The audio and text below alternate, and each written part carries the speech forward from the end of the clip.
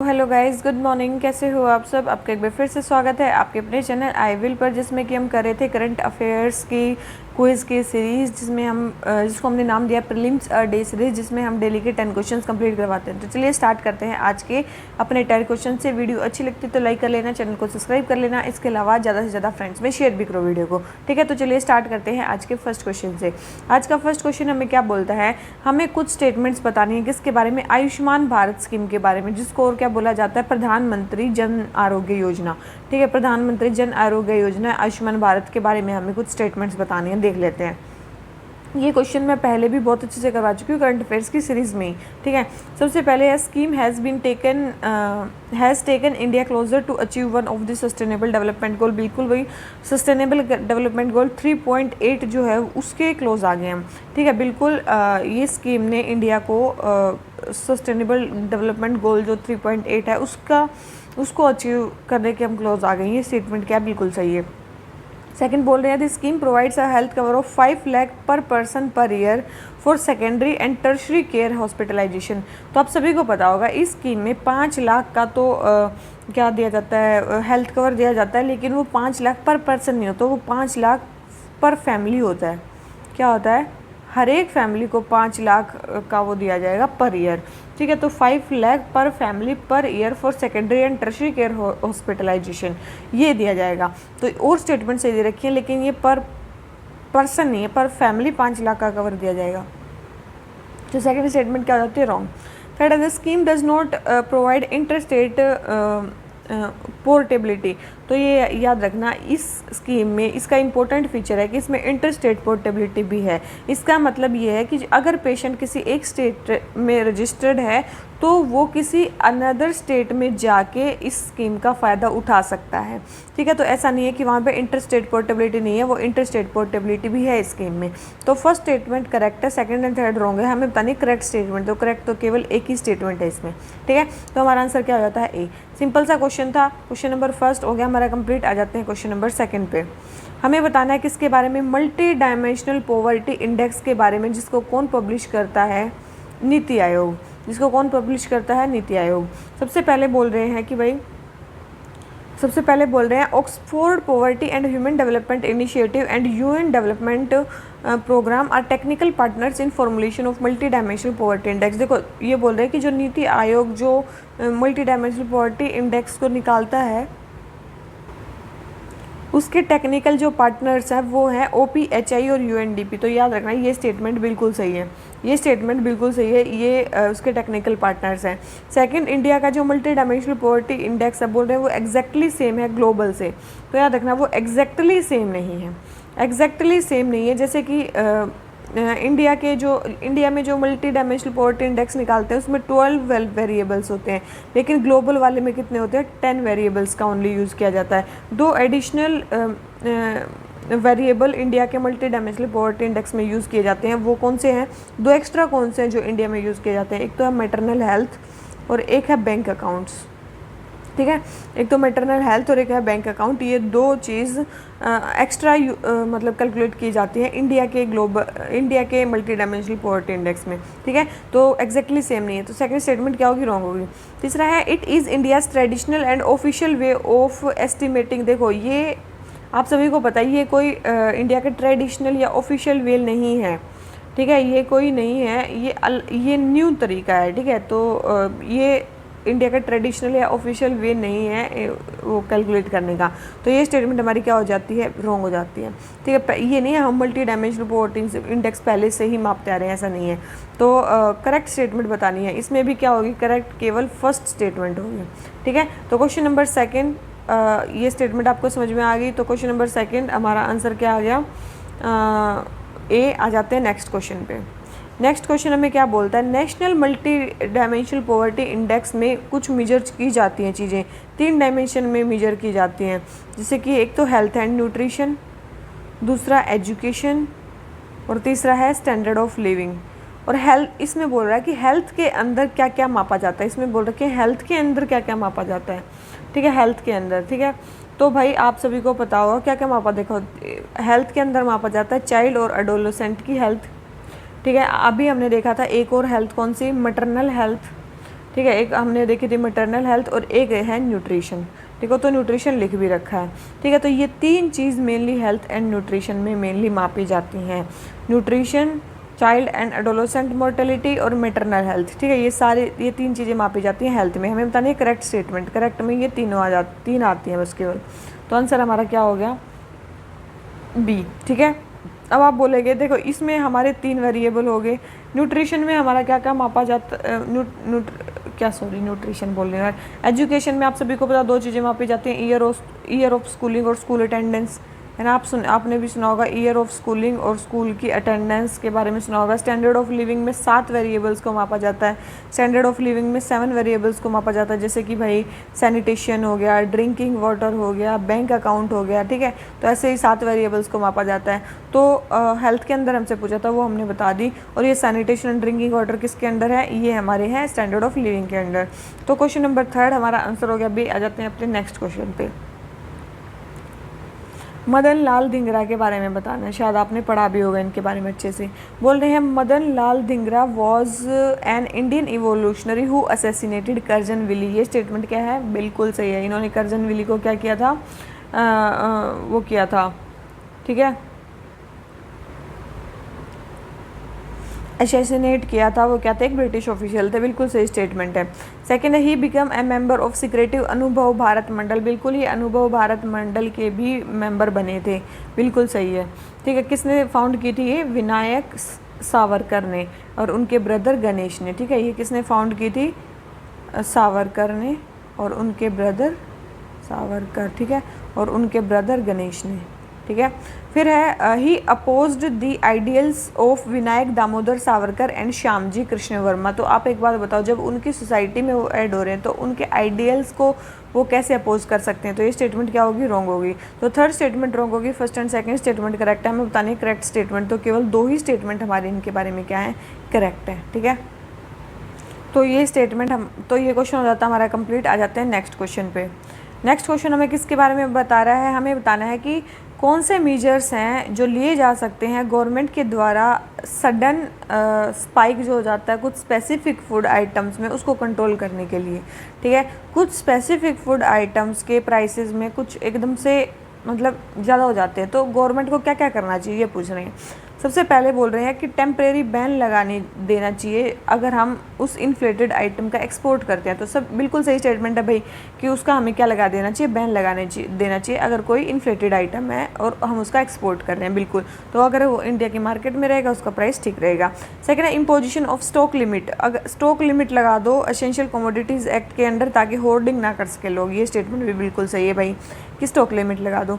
Third है temporary prohibition on import of inflated item. देखो भाई, अगर हमें उसका प्राइस कम करना है, इन्फ्लेटेड आइटम हो रखा है, तो हमें उसका क्या करना पड़ेगा, इंपोर्ट ज़्यादा से ज़्यादा करना पड़ेगा और जो प्रोहिबिशंस है इंपोर्ट पे वो हटा देनी पड़ेंगी, ठीक है। हमें रिस्ट्रिक्शंस को क्या करना पड़ेगा, ईजी करना पड़ेगा, ठीक है। रिस्ट्रिक्शंस को हमें क्या करना पड़ेगा, ईजी करना पड़ेगा ताकि इन्फ्लेटेड आइटम का जो प्राइस है वो कम हो जाए। तो प्रोहिबिशन नहीं लगानी है, उस इंपोर्ट पे हमें क्या लगाना है, इंपोर्ट को इजी करना है और एक्सपोर्ट पे बैन लगाना है और स्टॉक लिमिट लगानी है, ठीक है। नॉर्मल सी चीज़ थी, हमें बतानी है करेक्ट कौन सा है। तो कौन कौन से करने चाहिए, फर्स्ट एंड सेकंड करने चाहिए, थर्ड नहीं करना चाहिए, ठीक है। तो क्वेश्चन नंबर 5 हो जाता है हमारा कंप्लीट। आ जाते हैं क्वेश्चन नंबर नेक्स्ट पे। क्वेश्चन नंबर नेक्स्ट हमें किसके बारे में बताना है, Bharat new car assessment programme के बारे में बताना है, ठीक है। पहली स्टेटमेंट है Bharat new car assessment programme provides a star rating indicating the safety of the cars in a crash. तो ये स्टेटमेंट क्या है हमारी, बिल्कुल सही है। इसमें स्टार रेटिंग दी जाती है 1 स्टार से लेके 5 स्टार तक, 1 स्टार से लेके 5 स्टार तक दी जाती है, जिसमें क्या क्या पैरामीटर्स होते हैं, 3 पैरामीटर्स होते हैं, 3 पैरामीटर्स होते हैं। एक तो है एडल्ट ऑक्यूपेंट प्रोटेक्शन, एक है चाइल्ड ऑक्यूपेंट प्रोटेक्शन, एक है सेफ्टी असिस्टेंट टेक्नोलॉजी। इन 3 के बेसिस पे मेनली स्टार रेटिंग दी जाती है 1 स्टार से लेके 5 स्टार तक। तो ये स्टेटमेंट क्या बिल्कुल सही है। सेकेंड है it is an indigenous programme which is not modelled on global new car assessment programme. तो आप एक चीज़ देखना, ये जो भारत NCAP है ना, ये ग्लोबल NCAP पे ही बेस है, ठीक है, याद रखना ये ग्लोबल एनसीपी पे ही बेस है। ग्लोबल एनसीपी क्या है, एक प्रोजेक्ट है जिस जीरो फाउंडेशन का एक प्रोजेक्ट है। जीरो फाउंडेशन क्या है कि यूके रजिस्टर्ड चैरिटी है, ठीक है, तो ध्यान रखना। तो ये स्टेटमेंट होगा कि ग्लोबल एनसीएपी पे बेस नहीं है, नहीं उसी पे मॉडल्ड है, उसी के मॉडल से हमने ये लिया है। Third, the programme is mandatory to all car segment, नहीं सब कार सेगमेंट के लिए ये मैंडेटरी नहीं है, केवल उन्हीं के लिए है जो मतलब जिनमें 8 सीट से ज़्यादा नहीं होती या फिर 3500 किलो वजन से उसका ज़्यादा नहीं होता। तो ये स्टेटमेंट रॉन्ग है कि ये मैंडेटरी है सारे कार सेगमेंट्स के लिए। हमें बतानी है इसके बारे में क्या करेक्ट स्टेटमेंट, तो केवल और केवल फर्स्ट तो केवल और केवल इसके बारे में क्या है, फर्स्ट स्टेटमेंट हमारी करेक्ट है, ठीक है। और ये किस उसमें लॉन्च किया गया है, देखो ये, हाँ देखो, भारत जो एनसीएपी है ये किसने लॉन्च किया, union minister of road and transport ने, union minister of road and transport and highway ने किया ताकि रोड सेफ्टी इंडिया में हो सके। और किससे इंस्पायर है, ग्लोबल एनसीएपी से ये इंस्पायर्ड है। इसमें क्या किया जाएगा, सेफ्टी स्टैंडर्ड्स को इंक्रीज़ किया जाएगा, मेनली उन व्हीकल्स के लिए जिनका मतलब 3.5 टन तक वेट है, उनका मतलब सेफ्टी स्टैंडर्ड इंक्रीज़ किया जाएगा। ऑक्यूपेंट के लिए भी, ताकि उनकी भी वो हो सके, और दूसरी चीज़ पेडेस्ट्रेलियन के लिए भी, ठीक है। किन किन के लिए अप्लाई है ये प्रोग्राम, पैसेंजर व्हीकल्स के लिए है जिसमें मैक्सिमम 8 सीट होती है including driver seat. Gross vehicle का वेट जो है कितना से एक्सीड नहीं करना चाहिए, 3500 kg से ज़्यादा नहीं होना चाहिए। बहुत सारी cars, SUV, small commercial vehicle, ये सारे इसमें इंक्लूड होते हैं। कार मैन्युफैक्चरर वॉलेंटरली इसमें पार्टिसिपेट कर सकते हैं इस प्रोग्राम में, वॉलेंटरली, ठीक है। सेफ्टी स्टार रेटिंग 1 से लेके 5 तक की रेटिंग इसमें दी जाएगी, ठीक है। और मैंने बता दिया कि भाई सेफ्टी के 3 क्राइटेरिया है, एडल्ट ऑक्यूपेंट प्रोटेक्शन और चाइल्ड ऑक्यूपेंट प्रोटेक्शन और सेफ्टी असिस्टेंट टेक्नोलॉजी, ठीक है, ये भी चीज़ मैंने बता दी थी। और टेस्टिंग प्रोटोकॉल जो होगा वो कहाँ पे आउटलाइन है, ऑटोमेटिक इंडस्ट्री स्टैंडर्ड्स 197 में, ठीक है। ये इसके अकॉर्डिंग मेनली जो टेस्टिंग प्रोटोकॉल है वो किया जाएगा, ठीक है। तो ध्यान रखना ये एक इंपॉर्टेंट पॉइंट है टेस्टिंग प्रोटोकॉल वाला।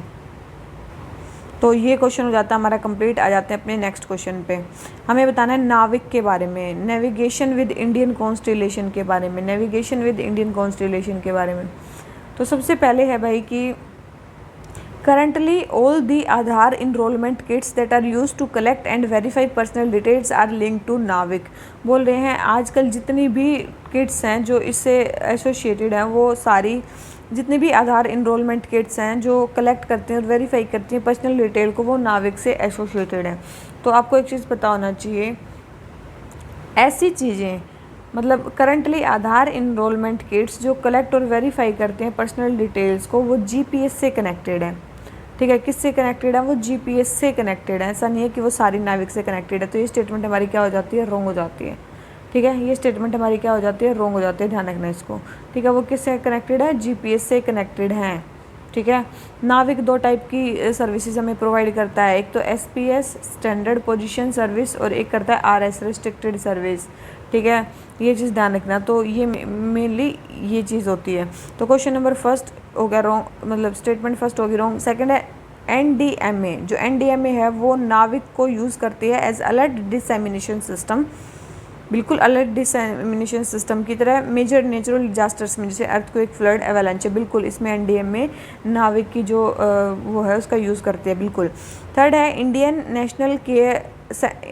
National centre for ocean information system rely करता है नाविक पे फॉर ब्रॉडकास्ट, साइक्लोन्स के ब्रॉडकास्ट के लिए, हाई वेव्स के लिए, सुनामीज के अलर्ट के लिए। ये स्टेटमेंट भी बिल्कुल सही है। Indian national centre for ocean information system भी मेनली इसी पे रिलाई करता है। तो ये स्टेटमेंट क्या हमारी करेक्ट है, ये स्टेटमेंट भी करेक्ट है, ठीक है।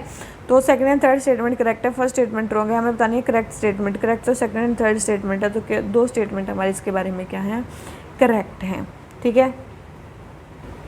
और ये जो बोला गया है ना आधार के बारे में, आधार इनरोलमेंट अभी किया जाएगा, जैसे जीपीएस से कनेक्टेड है वैसे हम अपने जितने भी आधार हैं उसको नाविक से कनेक्ट कर देंगे। ऐसा मतलब पार्लियामेंट्री कमेटी जो साइंस टेक पे बैठी थी उन्होंने बोला था। तो ये चीज़ अभी न्यूज़ में चल रही है लेकिन अभी हुई नहीं है, ठीक है। तो क्वेश्चन नंबर 7 आंसर हो गया बी। आ जाते हैं नेक्स्ट क्वेश्चन पे। हमें बताना है एज़ूजेंथली कोरल्स के बारे में। किसके बारे में, एज़ूजेंथली कोरल के बारे में। सबसे पहले एज़ूजेंथली कोरल जो होते हैं non reef building solitary corals होते हैं, बिल्कुल ये non reef building solitary corals होते हैं।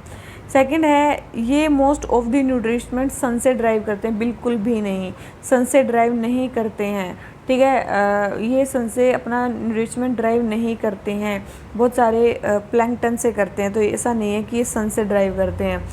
They are also found in shallow water, ये शैलो वाटर रीजन्स में भी पाए जाते हैं।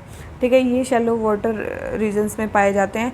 तो first and third statement correct है, सेकंड स्टेटमेंट रॉन्ग है। हमें बताने है करेक्ट स्टेटमेंट। तो फर्स्ट एंड थर्ड करेक्ट है, तो 2 स्टेटमेंट हमारे इसके बारे में क्या है, करेक्ट है। अभी ये न्यूज़ में क्यों है, क्योंकि अभी रिसेंटली साइंटिस्ट को 4 स्पीसीज़ मिली है ए यूजेंटली कोरल की। ठीक है, 4 स्पीसीज़ मिली है इंडियन वाटर्स में। For the first time in Indian waters जो जीनस ट्रंकाफ्लेबियम है वो यहाँ पे हमें मिली है ए यूजेंटली कोरल की 4 नई स्पीसीज़। ये देखो भाई, वे 4 स्पीसीज़ कौन कौन सी हैं।